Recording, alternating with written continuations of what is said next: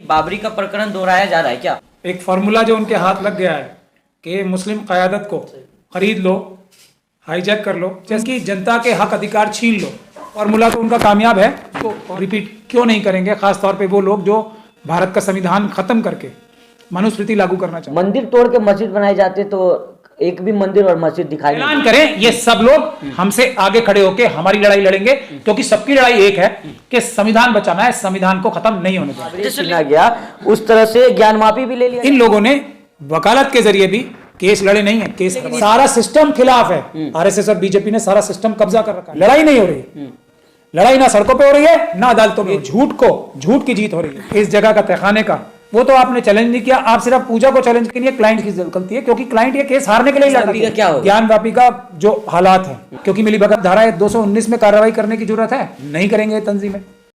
बयान दे रहे हैं, कह रहे हैं कि बाबरी का प्रकरण दोहराया जा रहा है क्या? बिल्कुल, एक फार्मूला जो उनके हाथ लग गया है कि मुस्लिम क़यादत को खरीद लो, हाईजैक कर लो, जैसे और वीकर सेक्शंस की क़यादत या लीडरशिप को हाईजैक कर लो और उनकी जनता के हक अधिकार छीन लो।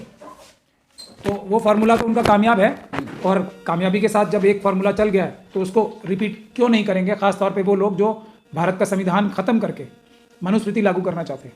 तो वो सबसे सॉफ्ट टारगेट या सबसे मजबूत टारगेट उन्हें मुस्लिम कम्युनिटी नजर आती है। तो भारत का संविधान खत्म करने के लिए पहला टारगेट मुसलमान है, और उसके साथ साथ दूसरे जो वीकर सेक्शंस हैं, SC ST OBC, उनके भी हक अधिकार, जो संवैधानिक हक अधिकार हैं, वो दिन ब दिन लूटे जा रहे हैं, छीने जा रहे हैं। तो ये काम कोई मुस्लिम कम्युनिटी के साथ ही नहीं हो रहे, सबके साथ हो रहे हैं। लेकिन मुस्लिम कम्युनिटी के साथ क्योंकि ये करके उनको राजनीतिक फायदा उठाने का एक बहाना भी मिल जाता है, तो ज्यादा पब्लिसिटी खुद ही कराते हैं। जैसे मंत्री साहब का बयान है, वो कह रहे हैं कि अगर मंदिर तोड़ के मस्जिद बनाई जाती तो एक भी मंदिर और मस्जिद दिखाई नहीं देता। देखिए, मैं थोड़ी सी चाहे आवाम के दबाव में समझ लो, या जो वो उनकी जो शख्सियतें हैं बेनकाब हो रही थी और आवाम ने सवाल करना शुरू कर दिया था, तो थोड़ी सी, बहुत थोड़ी सी ही सही, थोड़ा ईमान दिखाया है उन्होंने, और इसका मैं खैर मकदम करता हूँ। लेकिन कानून की किताबों को फाड़ देना चाहिए सर, बड़ा स्टेटमेंट दिया उन्होंने। फाड़ देना चाहिए तो कौन फाड़ेगा? अगर उनको लगता है फाड़ देने का एक रास्ता है तो कौन करेगा ये काम? तो हमारे कायदों को प्रोग्राम्स बताने चाहिए अपने। हम लोग परेशान हैं, दुखी हैं, शेरो शायरी, कानून की किताबें फाड़ दो, ये शेरो शायरी जो है ये बंद करनी चाहिए। अमली मैदान में कैसे उतरेंगे, कब पीसफुल प्रोटेस्ट शुरू करेंगे, कब मुकदमे ठीक से लड़ना शुरू करेंगे, कब हारने के लिए मुकदमे नहीं लड़ेंगे, ये काम भी बताने चाहिए। हम उनकी और तारीफ करेंगे, जैसे मैं आज उनकी तारीफ कर रहा हूं, चाहे किसी भी वजह से सही।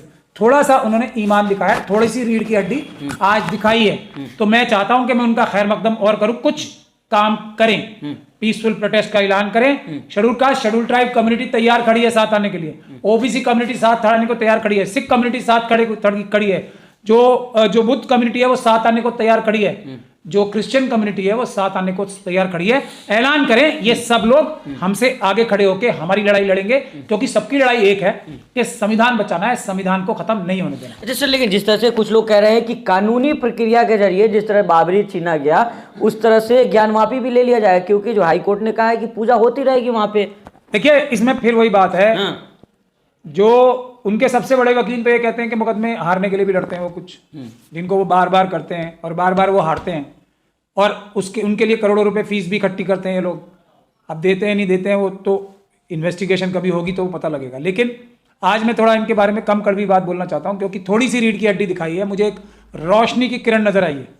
तो मैं ये चाहता हूँ कि वो अब अमली जामा पहनाएं, ये वकीलों की सारी टीम चेंज करें, अगर वो जेन्युइनली ईमानदारी से अब कुछ करना चाहते हैं।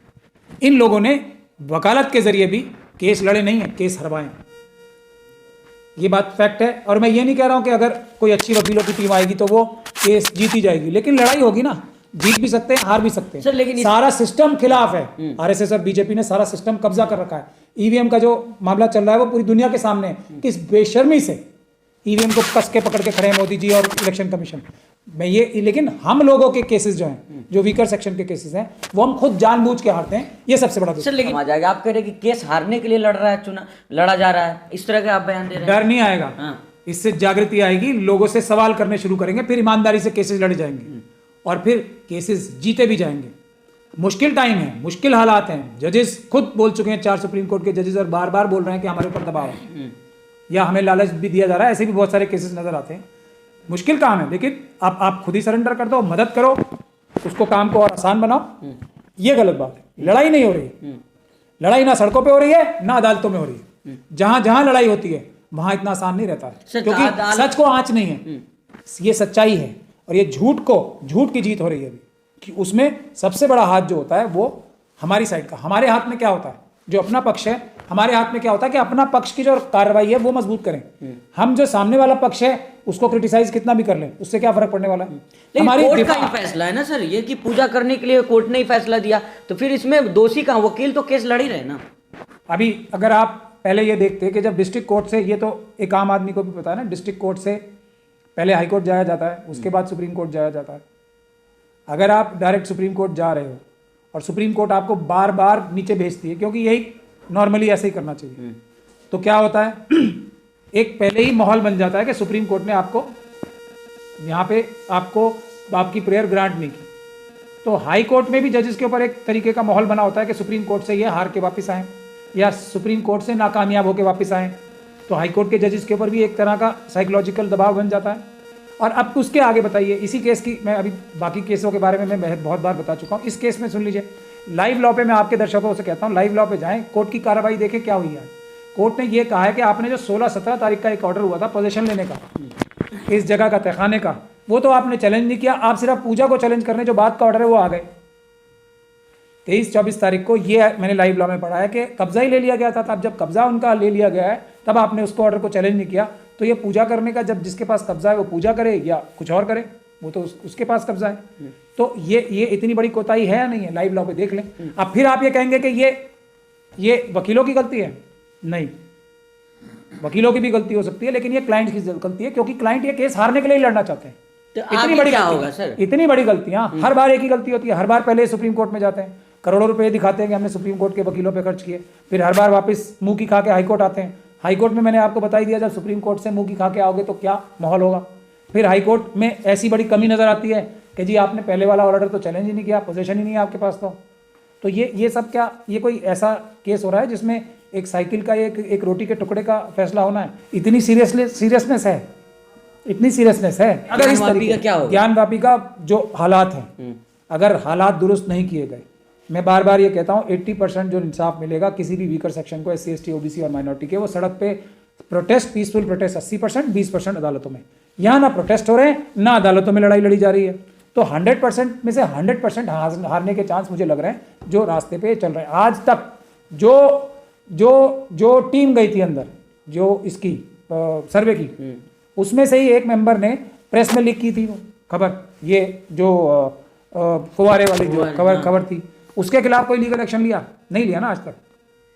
क्यों नहीं लिया? क्योंकि मिली भगत है, उसके खिलाफ नहीं तो FIR दर्ज कराते।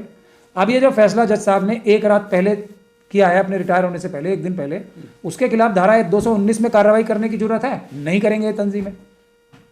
जज क्या कानून से ऊपर हैं? जज भी तो कानून से बंधे हुए हैं। मैं तो लीगल सलाह फ्री में दे रहा हूँ ना, करें जरूरत, नहीं करेंगे, क्योंकि फिर हमें शक ना हो कि मिली भगत है। तो जज पे भी कार्रवाई हो सकती है? क्यों, जज कानून से ऊपर है क्या? मैं पूरा केस बना के दे दूंगा। और जो एक मथुरा का केस मेरे पास आया है, उसमें सारी जो जमाते हैं वो ताकत लगा के क्यों क्लाइंट्स को जाके कह रहे हैं कि प्राचा साहब को हटा दो, हम दुनिया का बड़े से बड़ा वकील ला के देंगे, सारे पैसे हम खर्च करेंगे, हमारे पास बहुत पैसे हैं, हमारे पास पैसे की कमी नहीं है, आप लोग पैसे की वजह से परेशान हो। ये क्यों बोल रहे हैं जाके उन्हें? क्योंकि मुझे हटाने के लिए। ये क्या है, क्या है ये? मैं ऑन रिकॉर्ड ये बात कह रहा हूँ। और मथुरा के केस में क्या हो रहा है पूरी दुनिया देख रही है। मथुरा के केस में ऐसा ही सर्वे का ऑर्डर हाईकोर्ट ने किया था ना। बावजूद उसके कि वक्फ बोर्ड के जो वकील हैं वो वही टीम है जो जमीयतों की है, वो हमारे भी गुब्बारे में बार बार सुई चुभो रहे हैं। वक्फ बोर्ड के जो वकील हैं एक, तो उनके बारे में जरा आप, लेकिन फिर भी हम लोग क्योंकि हैं, लड़ रहे हैं, हार जीत का फैसला तो ऊपर वाले ने करेगा। तो क्या हुआ है, हमने स्टे ऑर्डर लिया सर्वे के लिए सुप्रीम कोर्ट से। उसके बाद जो अगली डेट आई, उसमें जो सामने वाला पक्ष है, ईदगाह के खिलाफ वाला पक्ष, वो आके क्या कह रहा है, हम तैयार नहीं है अभी, हमने अपने जवाब फाइल नहीं किया, हमें टाइम दे दीजिए। तो फर्क है ना। हम ये नहीं कह रहे हैं कि हम बहुत अच्छा काम कर रहे हैं, लेकिन हम लड़ रहे हैं। तो वो भी तो लड़ ही रहे सर इतने दिनों से, वो गए हाई कोर्ट तक गए सर। उनके सबसे बड़े वकील ने कहा है कि हम सारे केस जीतने के लिए नहीं लड़ते, कुछ केस हम हारने के लिए भी लड़ते हैं। तो ये वो हो सकता है हारने के लिए लड़ रहे हो ये वाला